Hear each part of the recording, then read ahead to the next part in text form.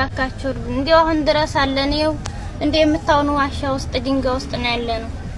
ታወዲያት አለንበትም እንትና ባሮን ያው አለን ድንጋይ ስር ህፃን አቅፈን ፀሐይ ላይ የምንውለው የምናድረው እዚህ ድንጋይ ስር አይጡ ሁሉ ነገር ብዙ ነገር እየበላን ነው ያለነው አረራ አላህ ብላችሁ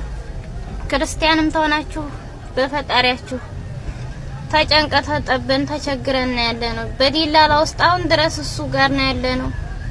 ህፃኖቹም እንደምታዋቸው ይሄው እዚህ ነው የምናድር የምንውለው ምንተኛው በቃ እዚህ ድንጋይ ስር ማለት ነው አይጡ ሁሉ የምታውቁ መቼም አይጣፋችሁም አይጥ እዚህ እየበሉብን እኛንም ስንት ነገር እየሆንን ነው ያለነው ለፈጣሪያችሁ ብላችሁ ወላሂ እንደው ለኛ ባትሉ ለፈጣሪያችሁ መቼም ሰው ናችሁ እናንተ ባይኖራችሁ ወንድም ይመጣል ሰው መቼም ሴት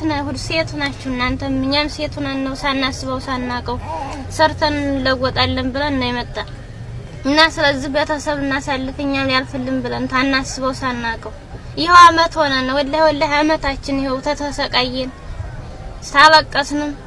ይሄው ምንም የለንም በቃ ሰውም የለንም እናትም የለን አባትም የለን ፈጣሪ ብቻ ነው አሁን ድረስ ያደረሰ እና ስለዚህ እርዱን ለፈጣሪ ብላችሁ ሰዎች ያላለ አራት ጨክኑብን አራላህ ብላችሁ እናንተም ሰው ናችሁ እስቲ እንደው እርዱን ለአላህ ብላችሁ ያላችሁን አምስትም አስርም ብላችሁ አውጡን ተዝህ ጭንቀት ተዝህ ሐሳብ ለአላህ ብላችሁ ይኸው እንደምታውን ይኸው እኔም አመት ይስታቴም ስታልየም ይኸው ምንም ተስፋ የለም ቤተሰቦቻችን ጠይቀው ነው ራሱ ያውቁም አሁን ድረስ ማንም ትዝ ብለው የሚያውቅ የለም እና ስለዚህ ለአላህ ብላችሁ ክርስቲያን የሚሆናችሁ ለፈጣሪ ብላችሁ ይሄው አመቱ ነውና ለአመት ይሄን ያልተጨናነቅ ሰውም የለንም እናት የለንም አባትም የለንም እህትም ምንም የለንም በቃ ምንም የለን ዲሃነን ለአላህ ብላችሁ አውጡ እንደምታውን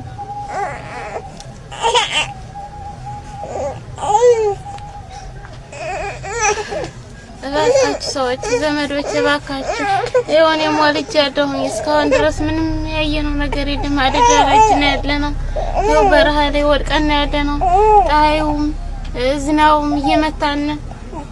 እባካችሁ እርዱና እባካችሁ ዘመዶች እንደው ምን አረግና እናንተስ እንደ ኢትዮጵያ ህዝብ አይደላችሁ እባካችሁ ዘመዶች እርዱና ይሄው አነጻንም ይሄው እኔ በልቼ ማጠባው ራሱ የለኝም እባካችሁ ዘመዶች እንደዚህ ብለን ወርቀን ወርዱና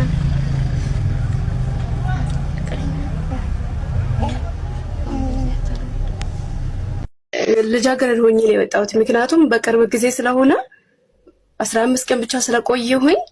በቃ ያኔ እየሞከርም ቢሆንም ግን ፍላጎቱም ስለሌለኝ ያው አላህ ይቅር በለኝ ግን አልሰጣሁትም እየሞከረማት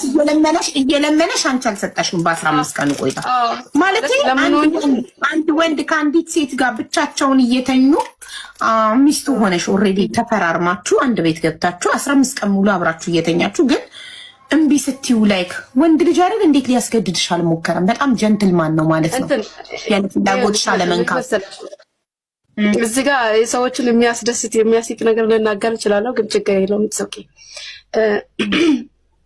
እኔ እና እሱ እንግዲህ ይጠይቀኛል ፍላጎት ባይኖርኝም ፍቃደኛ ሆነለታለሁ ዝም ብሎ አለ አይደለ ከልቤ ሳይሆን ፍቃደኛ ሆነለታለሁ ግን እየሞከረ ነገሩ በቃ አልሆነም ገብቶሻል ጊዜም ተፈጠረ እሱ ነው ድንግልናሽን መውሰድ አቅም የሌለው አቅም አጥቶ ነው እንደዛ ማለት ትችያለሽ በቃ እንደዛ ነገር ነው ከዛ ሰጥተሽ አንቺ እኮ አልከለከልሽውም ሰጥተሽዋል ግን እሱ አልቻለም እድሉ ተሰጠው ግን አልቻለም ያለለ እኔ ስሜቱን ባይኖረኝ ደስተኛ ባልሆንም ግን ራሴን አንተና አልሸፈንኩበትም አልহামዱሊላህ ለወንጀል ማለት ነው አንቺ የሚጠበቀውን ጨረሽ እኮ ሰጥተሽው ግን ጀለሴ አልቻለም እሺ በቃ ከዛ የመጣሁት ነው ሄድኩኝ ከዛ ስለዚህ ለዛን አንቺን ፍቺ የፈጸምሽው ስላልቻለ ለመውሰድ ስላልቻለ ፍቺ ጠየቅሽው እሱንም ብቻ አይደለም ያው ሌላም ነገር ያልተመቸኝ ብዙ ነገር አለ እኔ ነኝ የማውቀው አይቼው 15 ቀን በ15 ቀንም ያው መጀመሪያም ሲጠይቁኝም የሰው ጫና ተጨምሮብኝ ነው ይሄ ግፊት አለ በንግግር በቃ እሺ በዚህ በዛም ምናምን በቃ ያው አሳፍታኝ ነው ሰዎች ገፋፍተውሽ ነው ማለት ነው ይሄ ሰውዬ አጠቃላይ ከዚህ ሰውዬ ልውጣና እዚህ ፍርድ ከጨረስኩኝ በኋላ ምን ይሉኛል? በእነዚህ በሚታወቁ ኡስታዞች አለኝ የምትወጪው ማንን ነው?